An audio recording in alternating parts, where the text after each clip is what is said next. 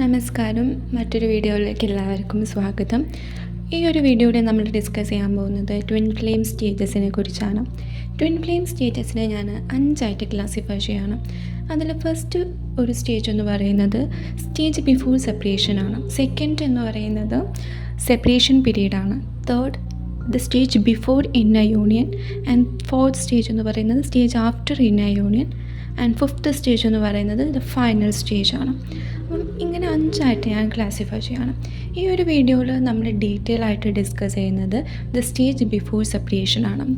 Stage before separation എന്ന് പറയുന്ന ഈ ഒരു ഫേസ് എന്ന് പറയുന്നത് ഒരു ഫെമിനൈൻ എനർജിയും ഒരു മാസ്കുലിൻ എനർജിയും ഈ ഒരു 3D വേൾഡിൽ ആദ്യമായിട്ട് കണ്ടുമുട്ടുന്ന ഒരു സ്റ്റേജായിട്ട് നമുക്ക് പറയാം. വളരെ ഓർഡിനറി ആയിട്ടുള്ള ഒരു കണക്ഷൻ പോലെ ആയിരിക്കും ഇവരുടെ മീറ്റിംഗ്. അതിൽ എക്സ്ട്രാ ഓർഡിനറി ആയിട്ട് ഒന്നും തന്നെ നമുക്ക് ചിലപ്പം ഫീൽ ചെയ്തുകൊള്ളുന്നില്ല. ഒരു ഫെമിനൈനെ സംബന്ധിച്ചിടത്തോളം ഈ ഒരു കണക്ഷനിൽ സെപ്പറേഷനിൽ വരുന്നതിന് മുന്നേ ഒരു യൂണിവേഴ്സ് അല്ലെങ്കിൽ ആ ഒരു അവയർനെസ്സോ കാര്യങ്ങളൊന്നും ഉണ്ടായിരിക്കില്ല. സോൾ ഒരു സ്പിരിച്വൽ ജേർണി ഉണ്ട്, അങ്ങനെയൊന്നും തന്നെയുള്ള ഒരു അവയർനെസ്സോ വിസ്ഡമോ ഒരു ഫെമിനൈൻസിനും മാസ്കുലിനും ഉണ്ടായിരിക്കില്ല. വളരെ ഓർഡിനറി ആയിട്ടുള്ള ഒരു കണക്ഷൻ പോലെ ഇവർ സ്റ്റാർട്ട് ചെയ്യുകയാണ് ചെയ്യുന്നത്. ഈ ഒരു ഫേസ് എന്ന് പറയുന്നത് നമുക്കൊരു ഹണിമൂൺ ഫേസൊക്കെ ആയിട്ട് വരാം. വളരെ ബ്യൂട്ടിഫുൾ ആയിട്ടുള്ള വളരെ മെമ്മറബിൾ ആയിട്ടുള്ള ഒരു ഫേസ് കൂടിയാണ് ഇതിൻ്റെ ഒരു തുടക്കം എന്ന് പറയുന്നത്. ഏതൊരു റിലേഷൻഷിപ്പ് തുടങ്ങുന്ന സമയത്ത് വളരെ ബ്യൂട്ടിഫുൾ ആയിരിക്കുമല്ലോ, അതുപോലെ തന്നെ ആയിരിക്കും ഈ ഒരു ഫേസ് എന്ന് പറയുന്നത്. വളരെ നല്ല രീതിയിൽ പരസ്പരം എഫേർട്ട് ഇട്ട് പരസ്പരം ടൈം കൊടുത്ത് ലവ് എനർജി എല്ലാം നമ്മൾ ഇൻവെസ്റ്റ് ചെയ്യുന്ന ഒരു തരം പീരീഡായിരിക്കും ഇത്. പിന്നീട് വളരെ കുറച്ച് കഴിയുമ്പോൾ തന്നെ ഒരുപാട് കാലമൊന്നും ഈ ഒരു ബ്യൂട്ടിഫുൾ ആയുള്ള ഫേസ് മുന്നോട്ട് പോവില്ല. ഒരു പോയിൻ്റ് എത്തിക്കഴിയുന്ന സമയത്ത് ഈ ഒരു ഫേസിൽ മാസ്കുലിൻ എനർജി അറിഞ്ഞോ അറിയാതെയോ ഫെമിനൈൻസിനെ ട്രിഗർ ചെയ്യാൻ തുടങ്ങും. എന്നാൽ ഇത് ട്രിഗറിങ് ആണെന്നോ മിററിങ് ആണെന്നോ ഒന്നും നമുക്കറിയില്ല. നമ്മൾ ഒരു 3D അവയർനെസ്സിൽ നിന്നുകൊണ്ട് നമുക്ക് ജഡ്ജ് ചെയ്യാൻ പറ്റും ഇതൊരു ടോക്സിക് ബിഹേവിയർ ആണെന്നൊക്കെ നമ്മൾ പറയാം. അങ്ങനെ പരസ്പരം ട്രിഗർ ചെയ്യാൻ തുടങ്ങും. ഫെമിനൈൻസിൻ്റെ ഉള്ളിലുള്ള അൺഹീൽഡ് പാർട്സിനെയും മൂൺസിനെയും എല്ലാം പതിയെ ഇങ്ങനെ പുറത്തേക്ക് റിഫ്ലക്റ്റ് ചെയ്യാൻ തുടങ്ങും. അത് അവരുടെ റിലേഷൻഷിപ്പിലൊരു ഇന്നർ കോൺഫ്ലിക്റ്റ് ഉണ്ടാക്കുന്നതിന് കാരണമാകും. അപ്പോൾ ഈ ഒരു ഫേസിൽ മെയിനായിട്ടുള്ളത് ഒരു ഇന്നർ കോൺഫ്ലിക്റ്റാണ്. ഒരു സെപ്പറേഷന് മുന്നേ ഉണ്ടായിരിക്കാം. അത് വളരെ ഇൻറ്റൻസ് ആയിട്ട് വരുന്ന സമയത്താണ് ഒരു സെപ്പറേഷനിലേക്കൊക്കെ നമ്മൾ പോകുന്നത്. അപ്പോൾ ഇവിടെ ഒരു ഇന്നർ കോൺഫ്ലിക്റ്റ് എന്ന് പറയുന്നത് മെയിനായിട്ട് ഫെമിനൈൻസിൻ്റെ ഉള്ളിലുള്ള ഒരു തരം ട്രിഗറിങ് അല്ലെങ്കിൽ അൺഹീൽഡ് പാർട്സിനെ പുറത്ത് റിഫ്ലക്റ്റ് ചെയ്യാൻ തുടങ്ങുന്ന സമയത്താണ്. ഇത് പലപ്പോഴും മാസ്കുലിൻ ആയിരിക്കും റിഫ്ലക്റ്റ് ചെയ്യുന്നത്. ഇപ്പോൾ ഫോർ എക്സാമ്പിൾ പറയുകയാണെങ്കിൽ ഇപ്പം മാസ്കുലിൻ നഷ്ടപ്പെടുമോ എന്നുള്ള ഫിയർ ഉണ്ടെങ്കിൽ എന്താണ്, അപ്പം നമ്മൾ കൺട്രോൾ ചെയ്യാം. ഫെമിനൈൻസ് മാസ്കുലിനെ കൺട്രോൾ ചെയ്യാൻ ശ്രമിക്കും. അങ്ങോട്ട് പോകരുത്, ഇങ്ങോട്ട് പോകരുത്, അത് ചെയ്യരുത്, ഇത് ചെയ്യരുത്, എന്നെ മാത്രം സ്നേഹിച്ചാൽ മതി, അങ്ങനെ ഓവർ പൊസസീവ്നെസ് ഉണ്ടായിരിക്കും. അതേപോലെ തന്നെ ട്രസ്റ്റ് ഇഷ്യൂസ് ഉണ്ടെങ്കിൽ അത് റിലേഷൻഷിപ്പിൽ റിഫ്ലക്റ്റ് ചെയ്യാൻ തുടങ്ങും. അത് നമ്മുടെ ചോയ്സസിലാണെങ്കിലും അവരുടെ കൺട്രോളിങ്ങിലാണെങ്കിലും പലതരത്തിൽ നമ്മുടെ ബിഹേവിയറിൽ ആ ട്രസ്റ്റ് ഇഷ്യൂസ് റിഫ്ലക്റ്റ് ചെയ്യും. അത് പലപ്പോഴും ഒരു ടോക്സിക് ബിഹേവിയർ ആയിട്ട് അത് മാസ്കുലിൻ എനർജി ടോളറേറ്റ് ചെയ്യേണ്ടി വരാറുണ്ട്. അവർ ട്രിഗർ ചെയ്യുന്നതാണ് പരസ്പരം ഹീൽ ചെയ്യുന്നതിന് വേണ്ടിയിട്ട്.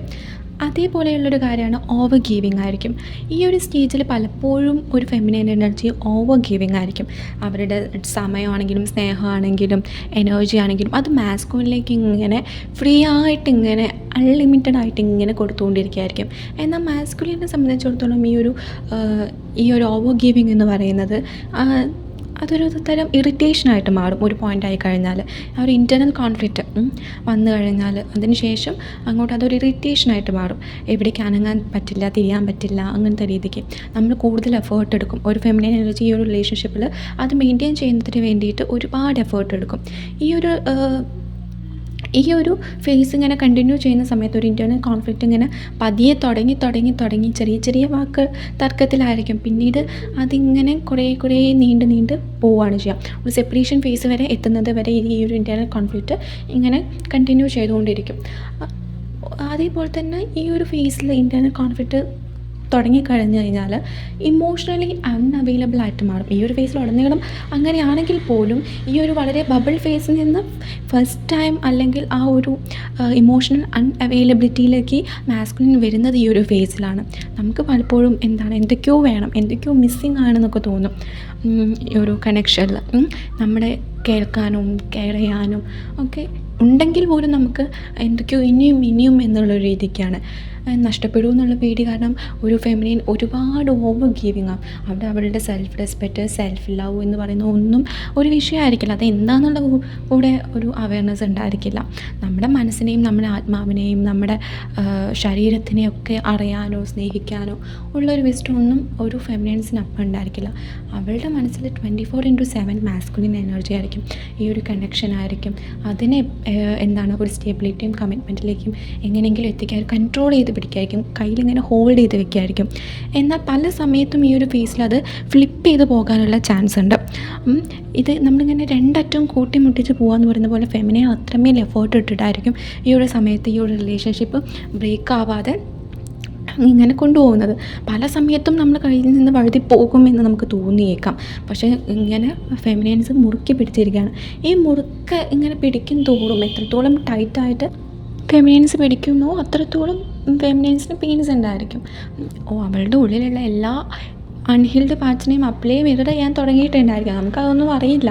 അതങ്ങനെയാണ് ഇങ്ങനെയാണ് സ്പിരിച്വൽ അവേക്കണിങ് ആണ്, ഹീൽ ചെയ്യണം എന്നൊന്നും നമുക്കറിയുന്നുണ്ടായിരിക്കില്ല. അതിനുള്ള അവയർനെസ്സും വിസ്റ്റവും ഒന്നും നമുക്കില്ല.